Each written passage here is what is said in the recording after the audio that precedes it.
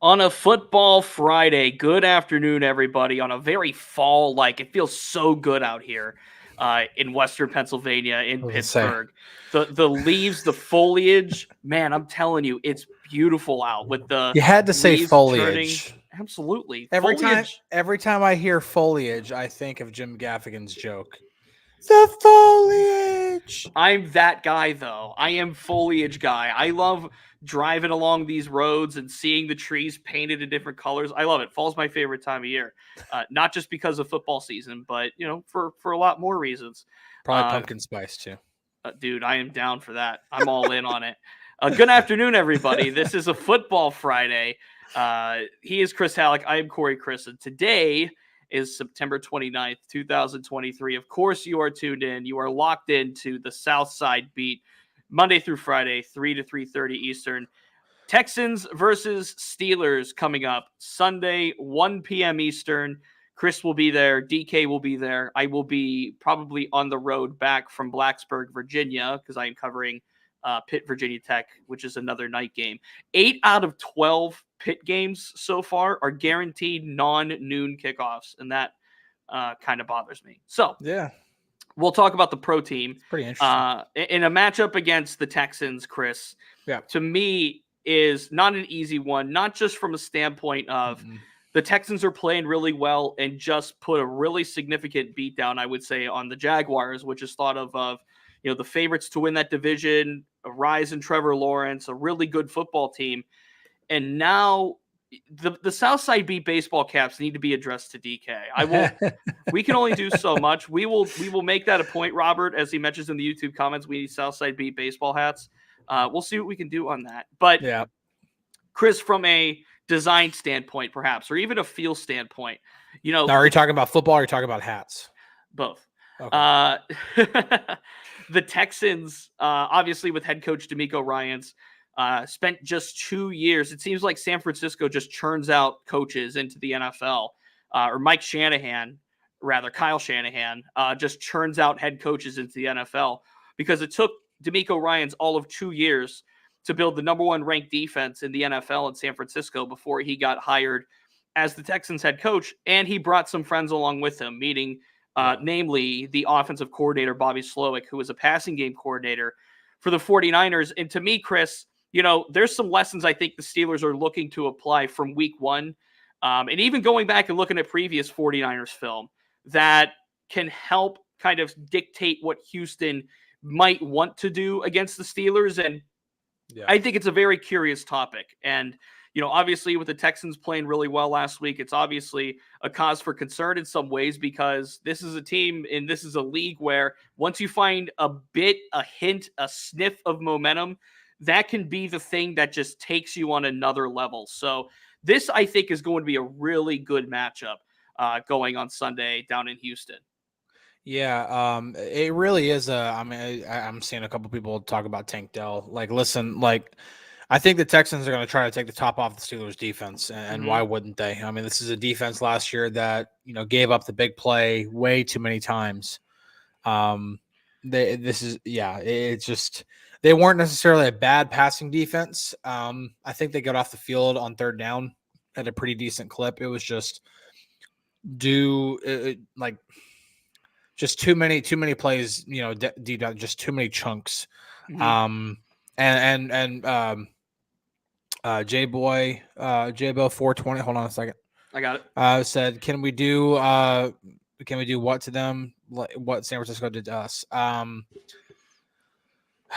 don't know. I mean, listen, the Texans defense and the Steelers defense are very, very different in terms of just the way that they play defense. The Steelers are trying to create splash. They're trying to take the ball away. They're trying to sack the quarterback and knock the ball off for fumbles and take the ball away. The Texans, while they obviously won't turn down a takeaway, they are more, you're not going to beat us deep down the field. We're going to give you this much in front of us, but you're not getting behind us. And when the Steelers play a little bit more aggressive, you're susceptible to the bigger play. And so when you have a combination such as CJ Stroud and Tank Dell, which it looks like they're already gelling pretty well together, and have hit it for a couple long touchdowns. It's something the Steelers defense is gonna have to look out for. And sometimes when you bring in fresh faces, if this is a new head coach, a new offensive coordinator, rookie quarterback, Tank Dell is a rookie wide receiver. Sometimes when you bring in all of those fresh faces, they talk about the cliche is culture change, right? Yeah. And changing the culture and making things, refreshed in that area. And this is seemingly, at least through 3 games, what the Texans have done. Now, the Texans have not had it easy to start the season either. They opened the season with Baltimore. They faced Indianapolis, who obviously another rookie quarterback. And then they faced Jacksonville, again, who was favored to win that division this year. So it's not like Houston has had a cakewalk to start their season either. And they're 1-2, and you can look at, well, they might be, they might have lost a couple of games they should have won. That's really not the case here. Yeah. This is a Texans team that I believe is firmly on the rise. And when it comes to a totality sense and the personnel, there's confidence in that quarterback. There's confidence in those wide receivers. There's confidence in Dameon Pierce at running back. But the major hole right now for the Texans is their offensive line. And we don't have either team's injury report as of this moment from today. Yeah. Obviously, today is the day we will find out who's in and who's out, essentially, for the Steelers and the Texans. Or he's questionable, yeah. And we'll talk about some of that stuff for on the Steelers end here pretty soon. Maybe we even get the injury report live like we did last Friday. Mm-hmm. But the Texans are assumingly going to be without their starting tackles, both on the left and the right side, and that's potentially without a backup tackle as well. Yeah. So they're not going to have their best foot forward, so to speak, on the offensive line. And when we do our picks later, spoiler, I think TJ Watt and Alex Highsmith, and even a Keanu Benton, I said this yesterday, I'll say it today, have a chance to just feast on this offensive line and really just get pressure. And there's a really golden chance for the Steelers defense to build on the momentum that they captured last week in Las Vegas. Yeah, if there's anything that the Jaguars haven't seen yet, is that they haven't seen a pass rush that the Steelers have. Mm-hmm. And not taking anything away from the Ravens, the Colts, or the Jaguars, but those 3 teams do not have the pass rush that the Steelers have. First off, none of them have TJ Watt. And then you add Alex Highsmith to that, and then you add in the injuries that they're dealing with on the offensive line. And again, this is just it's the thing to watch for me, because if the Steelers can't get home against this offensive line as banged up as it is, it's going to be a problem. They shouldn't have to blitz very often at all. They should be able to rush 4 all the time. I mean, the one play I pointed out in the Keanu Benton breakdown I did yesterday, I think it was Marcus Golden's sack. Keanu Benton played a big role in that, but they only rushed 4. And because they have to roll coverage over or roll protection over to TJ Watt, to make sure that he's, not, that the right tackle is not on an island, they have to put the right guard over there. So that puts Larry Ogunjobi, kind of by himself with the center. And then that leaves everybody else by themselves. And Keanu Benton did the one-arm shiver and drove his dude back 6 yards. And that allowed Marcus Golden because Garoppolo couldn't step up. So if they're able to do that, rush 4 every single time, and make CJ Stroud not be able to step up on the pocket, not be able to roll out, that's the way to get to him, honestly. Mm-hmm. And then the best way you can try to get him to hold on to the ball on top of that is to really, really try to disguise your coverages and try to mix them up and get them confused before the snap. Little bit of coin asks, what is the Steelers' most sacks at a game? And Robert wants to turn that into a trivia question for the rest of chat. What is the record for sacks for a team in a game? Now, for the Steelers, I have the quick answer next to me. Okay. I will not say it. I will see if someone in the chat guesses it.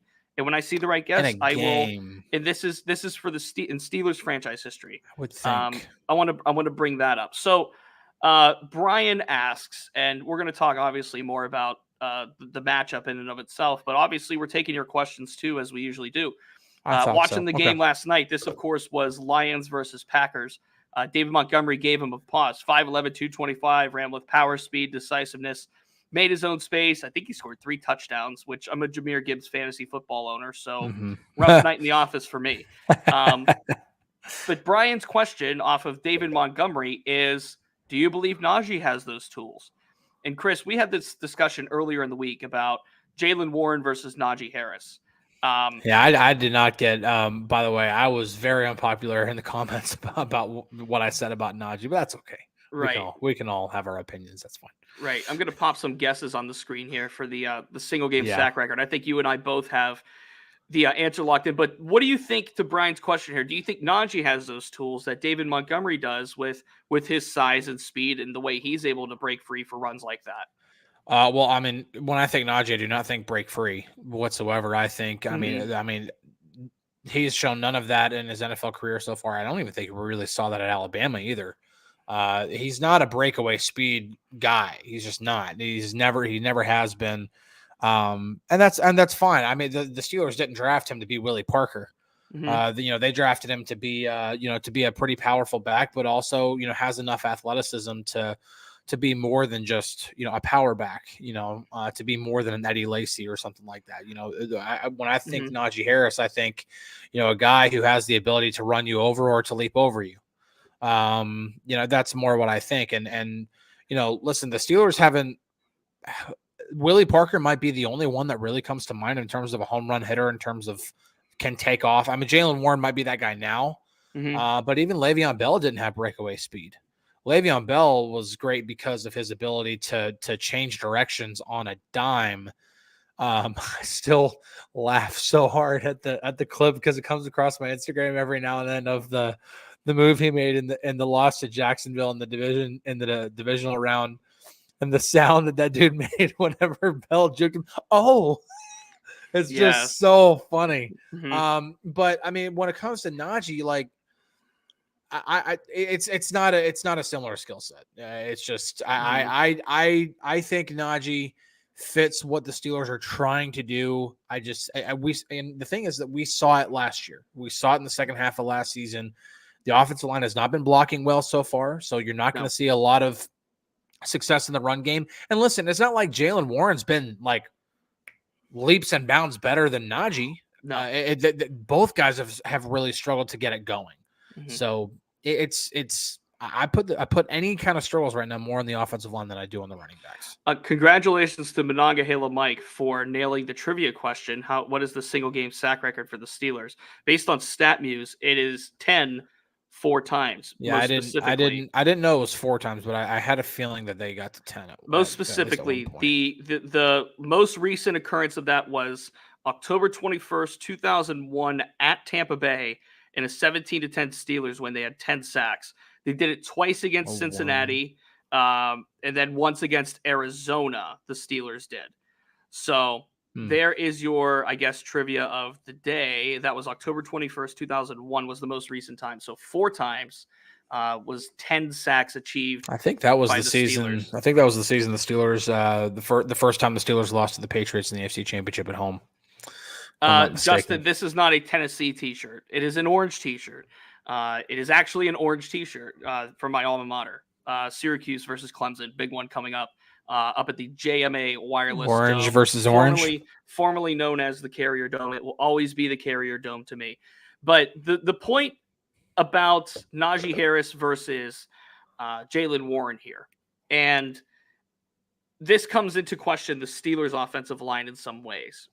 Now, James Daniels has not practiced on Wednesday and Thursday. We do not have a Friday injury report just yet. Not yet. But if James Daniels can't go, it's thought that Nate Herbig. I keep getting those two mixed up. Nate Herbig would be the one to fill in. I know. Nate Herbig would be the one to fill in at right guard. This is based off of just pretty much depth, what they have. This is personnel. Yeah. This is what we've seen in Latrobe. This is what we saw in the preseason. So if it has to be Nate Herbig at right guard, right, the Steelers are already struggling on the offensive line. It feels like the last thing they need is an injury, and a major injury to someone like this. So James Daniels, who has played pretty solid throughout his tenure as a Steeler.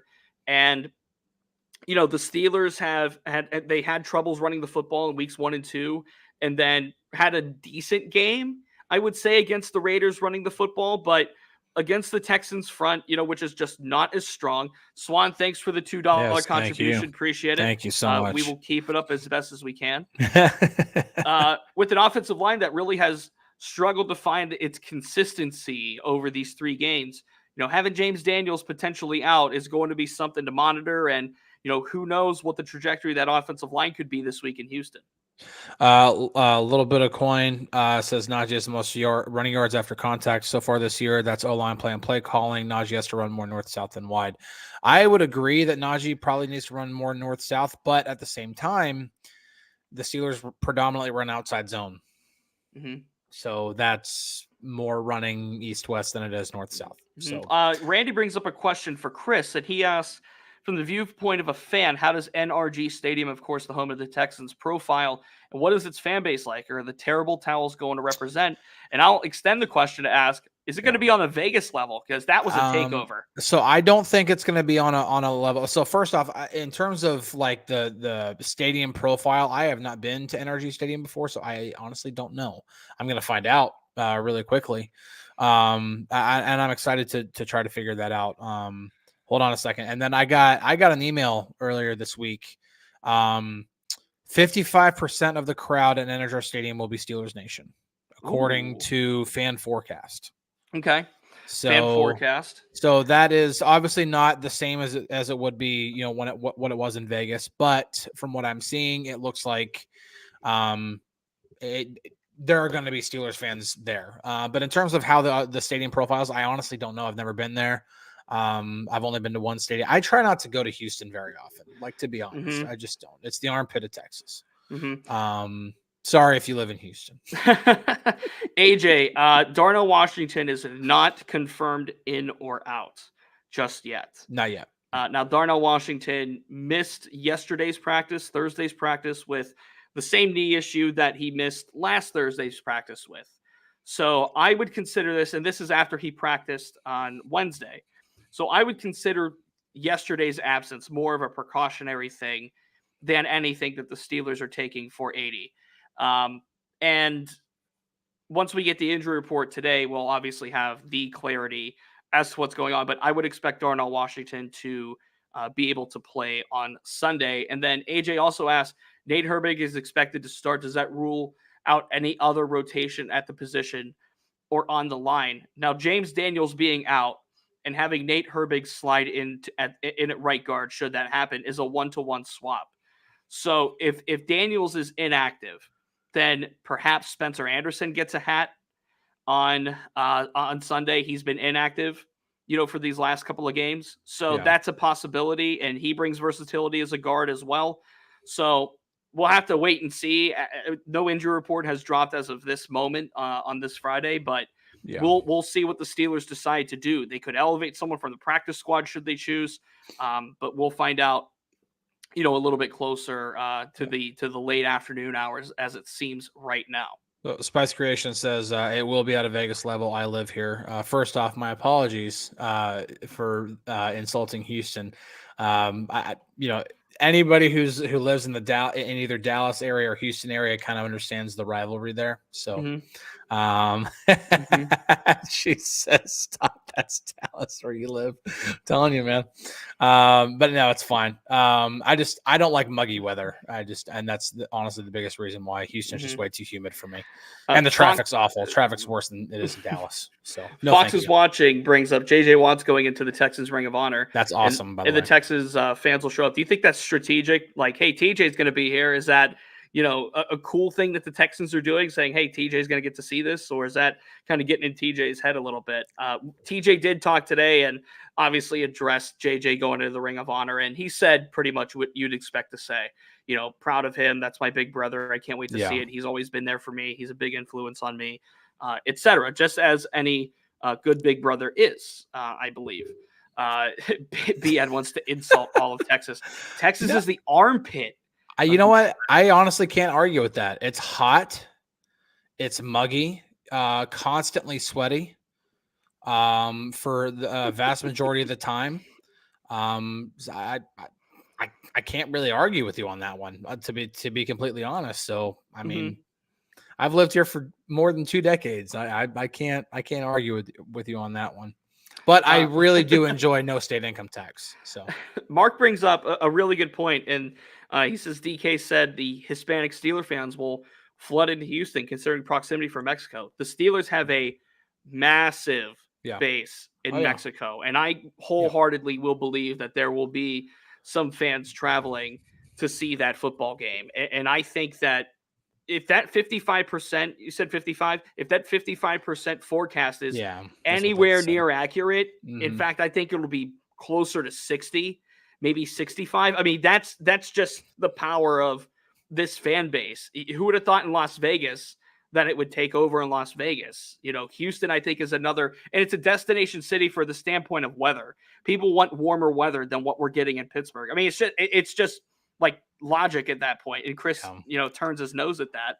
I don't like humidity. Okay. So I play in a roller hockey league, and it's an outdoor rink, and I played Monday night, and it was like 60% humidity at like 8:00 at night. And it was absolutely miserable. It was just, I nobody could stop sweating. It was just, it's pouring out. It's just, and that's not common for here. And it's even more humid down in Houston than it is here because it's closer to the Gulf and everything. So no, that's the main reason why. So Monongahela Mike, man, you don't have to be that. First off, by the way, the only time I've ever smelled cow dung is whenever I've been on a deer lease. So, and by the way, if anybody is like confused about like, do you guys still ride in like wagons and stuff like that, or there's saloons and stuff like that, man, just look at the aerial shots whenever they show Jerry World next time the Cowboys are playing on TV. It is as metroplex as anywhere else, if not more so. Mike, let's calm down on that too. Ohio is not the toilet bowl of America. Have you been to Florida? Come on, man. Come on. You know what? Okay, if we want to talk about armpit, Florida is the armpit. Let's calm down. It's even more humid than anywhere in Texas. Let's calm down on that. I just looked, by the way, and neither team's injury report has released today. So nothing official has come from the Texans and Steelers. And this isn't even us stalling to try to get it. We're just kind of letting conversation flow on this Football Friday. And as we do in about a few minutes here, we'll give our picks and our thoughts overall for the game. So if you want to start dropping picks in the chat, we'll pop them on the screen as we usually do here on Friday. It's expected to, would you think the roof would be closed at this stage? I haven't checked the weather, but I would assume so because, like, I'm looking at the weather here, and like right now it's 94 degrees outside. And then throughout the weekend, it's going to stay in the 90s. Now that's here in Dallas. So, man, we're going to have only a day of 79 next week. Woo, woo. Ooh, that's why Mike has the Ohio hate. He's from the state up north. That's why he has the Ohio hate. And you know what? I will say Southwestern Ohio is very, very much like driving through Texas. Cincinnati? Very oh, wow. Well, just that drive between Columbus and Cincinnati is very much like driving through Texas. It is flat. It's just straight highway. It's very, very similar. Weather in Houston, I would assume it's probably going to be just as uncomfortable. So I would assume the roof's going to be closed. Here's another thing we have to talk about, and I'm always going to be down to talk about special teams. 95 degrees. No way. Brad Wing. Oh, hold on. Well, Brad Wing is here. And speaking of which, we do have a little, breaking news. Hit the little, the sounder, the graphic and everything. Pretend it's all there. We have a Steelers injury report. Presley Harvin out. James Daniels out on Sunday, which was going to bring up my point about Brad Wing. Brad Wing is in the house. He is making his return to Pittsburgh. Now he will be the punter on Sunday. And today we spoke to Brad Wing in the locker room after practice, and he most recently spent time in the XFL. And they have different rules on punting than the NFL does. No out of bounds punts. The gunners can't move until the ball's kicked. Really interesting stuff came from Brad Wing, and you can read more in the feed on DKPittsburghSports.com. But there's a bit of breaking news for you. Presley Harvin out. James Daniels is out as well. Neither practice on Friday. Allen Robinson back to full. Miles Killebrew back to full. Chukwuma Okorafor full. Connor Hayward, Gunnar Olszewski, Larry Ogunjobi, and Darnell Washington all practice in full today. This coming, of course, from the Steelers once again. No Presley Harvin and no James Daniels for the Steelers on Friday. Chris, are you adding that into our DK Pittsburgh I'm into the chat. So if you want to add that to the feed, I will. I'll keep going here. This is live production for you all, stuff, man. So while we're getting into the injury report stuff, I will give my quick prediction. And again, please drop your predictions in the chat. We will pop them on the screen as we talk about them. This football game to me, and again, I think a theme for the Steelers has set in. This team is going to win football games because of its defense. And if TJ Watt and Alex Highsmith are going to eat, if TJ Watt and Alex Highsmith are going to get theirs, if there is talk on this show about the sack record, for the single game sack record, that must bode badly for the Texans offensive line. Yeah. And to me, I think this will be another case of the Steelers defense winning a football game for them. I have it low scoring. I think all of these Steelers wins that they pile this year are going to be those 3 yards in a cloud of dust kind of wins, where they win these tight games that are lower scoring than the usual. I'm going to go somewhere in the realm of like a 17-13 Steelers win. I think the Steelers do win this game. I think they're more talented than the Texans, but I'll make this abundantly clear. I would not be shocked in the absolute slightest if the Texans won this game on Sunday. No, I really wouldn't either. And actually, Pizza 412 asks a really good question. Who's going to hold for Boswell? Because Presley Harvin is a really, really good. I mean, I would love to answer that. I'm not there. So I would love to be able to answer that. I don't see who holds for Boswell when Presley's not out there. So, dude, I don't know. I really don't. But that's a really good question because Presley Harvin is a pretty darn good holder. I think it's one of the main reasons. Obviously, he's got to punt. He's got to be a good punter. But everything else that he does on special teams is pretty good. But yeah, I would. If Monaghan says Trubisky, I would think maybe Trubisky. Yeah, either Trubisky or Wing. I mean, Wing could obviously hold too, and he talked about today some comfortability with being able to hold. So it could be Wing, it could be Trubisky. Miss Trubisky was holding a bit during training camp. Not a lot. This is just general stuff. It's just to kind of get a feel for it. But not having Presley Harvin, to me, like to be able to flip the field before you give your pick. Before you give your pick, Chris, he's punted well over the last couple of weeks, and I think it'll be interesting to see that special teams battle come. What's your pick for this Sunday? As I put this injury report into the feed on DKPittsburghSports.com.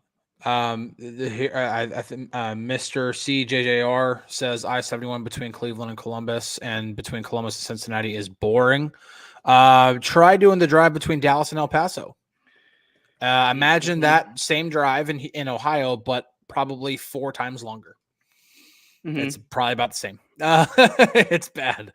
My prediction: the Texans actually kind of scare me, like legit. CJ Stroud does not look like a rookie quarterback. He's the real deal. I will be shocked if he turns into like a bust or something like that.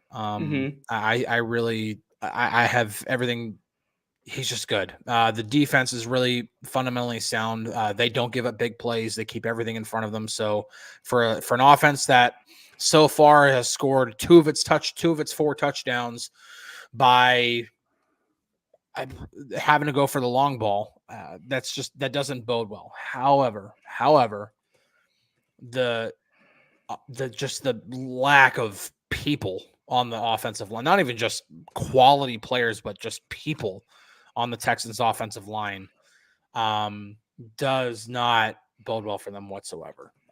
You got TJ Watt at full strength. You got Alex Highsmith, who didn't really get onto the stat sheet last week. So he's probably looking to, get back there. I think that's going to be too much. I think this game is going to be a lot closer. I don't even look at what the spread is yet.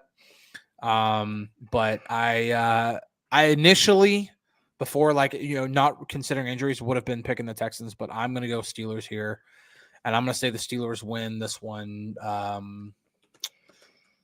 23-20.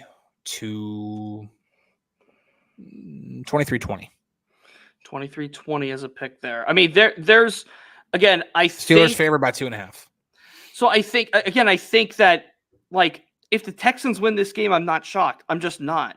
Based on the way they played last week, based on CJ Stroud's acceleration, based on just all of these other factors, I just feel like there's a scheme thing here with the Texans that the 49ers were able to expose, and maybe, just maybe, the Texans can do the same. So we will find out on Sunday around 1 p.m. Eastern. Chris and DK We'll be there for all of your coverage. Any final thoughts before we get out of here, Chris, on a Football Friday? I'm seeing I think somebody said, that I hope they don't take Houston lightly. I don't think they're really taking Houston lightly. I really don't. So if the Steelers go out there and lay an egg, I don't think it's because they underestimated Houston. I think it's just because they didn't execute or they weren't prepared to play or whatever else you want to say. I don't think they're taking this game lightly whatsoever. Houston is an up and coming team. They play a really, really quality brand of football. They just need experience, honestly. They just have they're a really, really young team. They're going to make mistakes because of that, but because they're so well coached, and they just have a really, really good scheme, and their rookie quarterback looks mature beyond his years. I think they're going to get to where they want to go a little faster than people might have expected them to. So I don't think they're taking this game lightly at all. We'll find out Sunday at 1 p.m. Chris will be there. DK will be there. I will not. I will be driving back from Blacksburg after a Pitt versus Virginia Tech football game. This has been a good show, Chris. Good week. We will be back, of course, Monday on an overreaction Monday to react to always a Steelers win or a Steelers loss. We shall see. Or a tie. What happens. Or tie. Remember, there are ties in football. That's right. We'll find out. Somebody tell Donovan McNabb that there are ties in football. He's Chris. I'm Corey. Thank you all for listening, for chiming in, for commenting. We appreciate you.